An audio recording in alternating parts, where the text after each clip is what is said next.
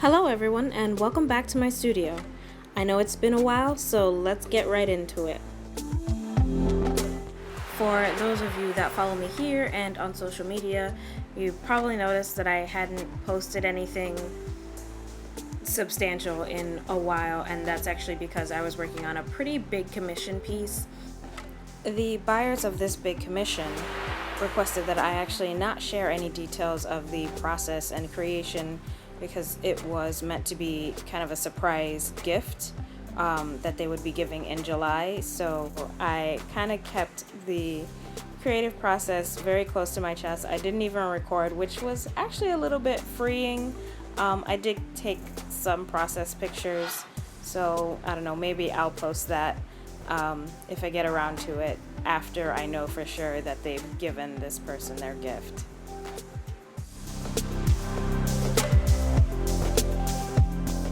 Now that I'm back, I started kind of working on my own personal project right at the beginning of June, which is Pride Month here in Chicago. So I wanted to create a piece that was representative of our community and our lifestyle. Now, since the commission piece that I did was more of a traditional portrait style of watercolor, I was just really pumped and excited to get back to my own illustrative style, and that definitely put on a little bit of pressure. I wanted this piece to be just perfect. So I did 2 color comps, and I actually started the full painting and decided I wasn't happy with the way that the colors were turning out, so I started over again. I painted this thing a total of 4 times before I actually got it to the point where I was satisfied.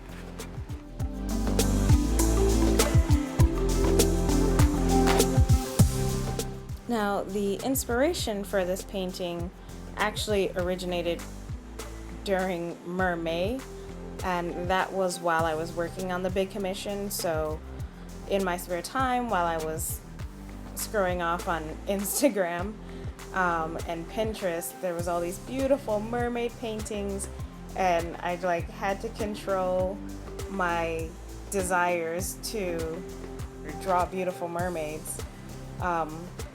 So I did some doodles in my sketchbook of little seahorses. And while I was looking up seahorses and seahorse anatomy and all the different things that entail the seahorse kind of life cycle, and I've known this for a while, but it just reminded me that in seahorses, the males are the ones that actually give birth to the young, and the female passes her eggs onto the male, and he fertilizes them in his sac or tummy, and he gives live birth to these seahorse babies.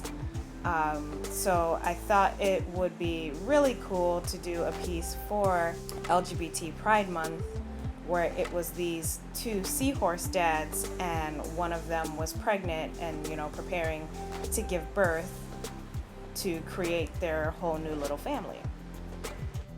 Now, being that I didn't actually start this piece until about the 2nd week of June, and I didn't actually start this painting that I'm working on until the final week of June, tells you how much I fussed with the color palette and just the styling. I used the colors from the I used the colors of the transgender flag and the gender fluid flag as kind of the main color palette for each of these characters. It was just kind of difficult to actually achieve those colors with the supplies that I had. And the end of the month, which was kind of my self-imposed deadline, was creeping up really fast because I took so long to start the official painting.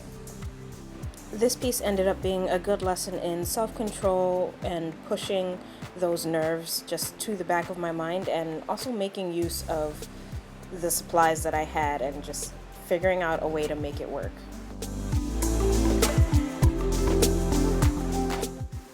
I felt like this piece deserved me putting in my full effort regardless of when the finish date was.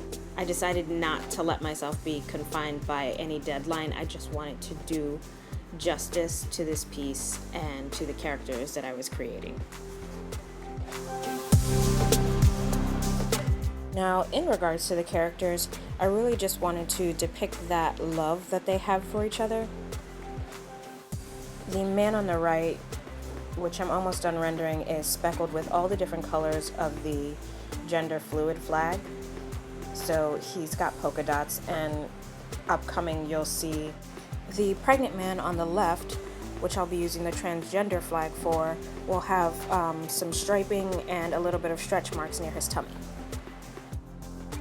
I tried to think about kind of how I feel about my stretch marks and how I can kind of feel a little bit insecure about them sometimes, but I can't even imagine kind of the host of emotions and thoughts that must go through someone who is, you know, mid-transition from female to male, and, you know, they realize that they're pregnant. And regardless of whether it was planned or unplanned, there's always concerns about what, you know, is happening to your body. You often hear that saying, love is love. And that's exactly what I was thinking of when I was creating these characters.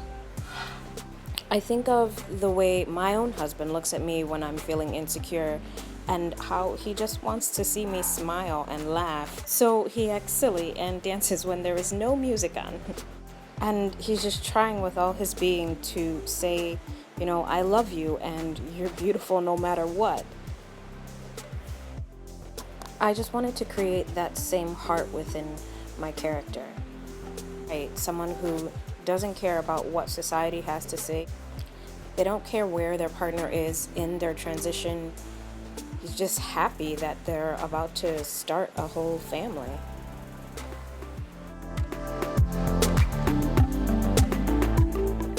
Now, I want to take a moment to talk about the supply that I feel like saved this piece.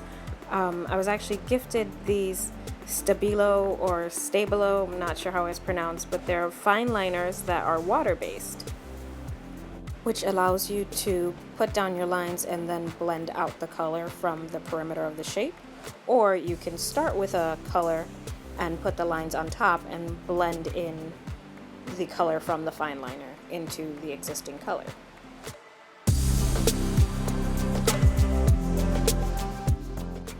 Now, this next technique, I'm not really sure what it's called, but you can actually take a clean glass bowl and basically just color onto it. I realized the reason why I was having an issue just there was because the bowl was not as clean as I thought it was, so I couldn't get the pigment to stick. But once you do get your pigment into the bowl, you can just drop in some water and it works like, you know, your regular watercolor. It's just a wash of color.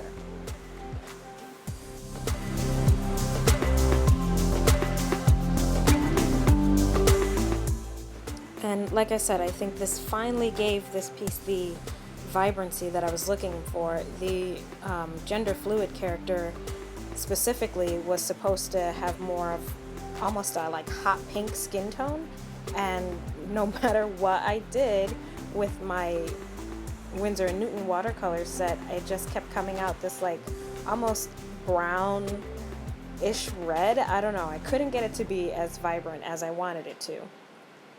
His hair was also supposed to be this like, again, vibrant fuchsia purpley tone that I couldn't seem to achieve. I think maybe I just need to clean my watercolor palette because it's a total mess right now. But these pens totally did the trick. I was able to kind of create a pool of color that I knew I wanted and really just lay in a thin wash so that way the character ended up the exact pigment that I had been looking for from the start.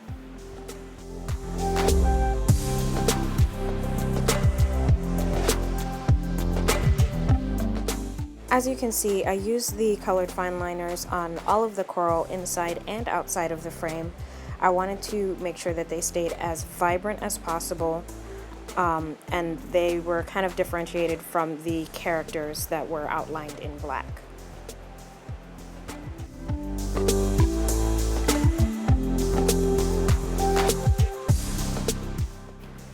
I should also mention that if you're used to working with Micron pens like I am, there's a bit of a learning curve with these pens.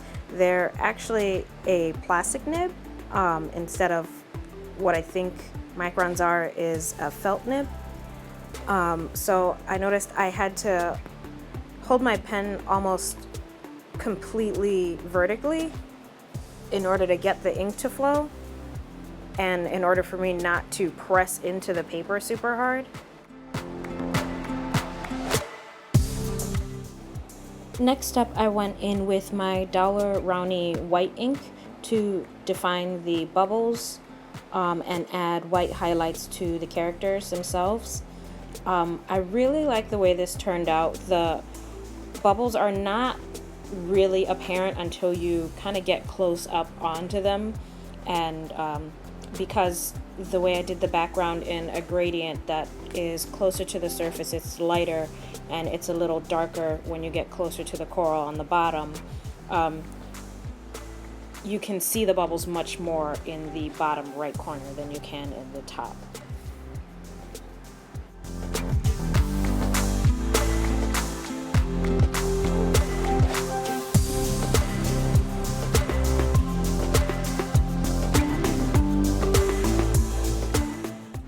Next up, I used one of my favorite supplies, the Finetec Mica watercolor palette, to do the gold frame around them. While I was getting my mermaid fix from Pinterest, I found this really beautiful painting of kind of a traditional mermaid inside of a jar, and that was kind of the inspiration behind the shape of this frame. I wanted it to kind of have the ocean inside of a bottle, but again, they're breaking the barriers and just kind of letting their love be shown to the world. I just thought it was a beautiful sentiment. Now, the very last thing that I did before finishing this piece was soften some of those streams of light that I had coming through from the top right down to the bottom left side of the image. I used soft pastels and white charcoal in order to create more streams of light and, like I said, just soften things up. Since I wasn't sure of the light fastness of these Stabilo pens, I just wanted to make sure that they wouldn't fade later on. I also wanted to secure all of the soft pastel and charcoal parts that I put into this piece. So before I put this piece into its frame, I give it a couple passes with Krylon's matte UV resistant clear acrylic spray paint. And that should help to prevent fading and keep everything secure. I hope you all enjoyed the process and creation of this very sweet piece that means a lot to me.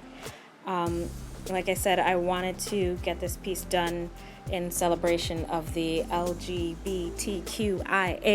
community, and just to again show that love crosses all barriers, and it is a thing that actually unites us all together as one.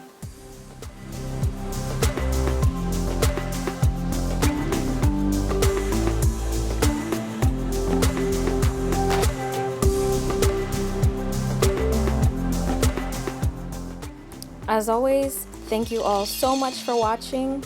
I look forward to seeing you in the next video, and I hope you have a fabulous day.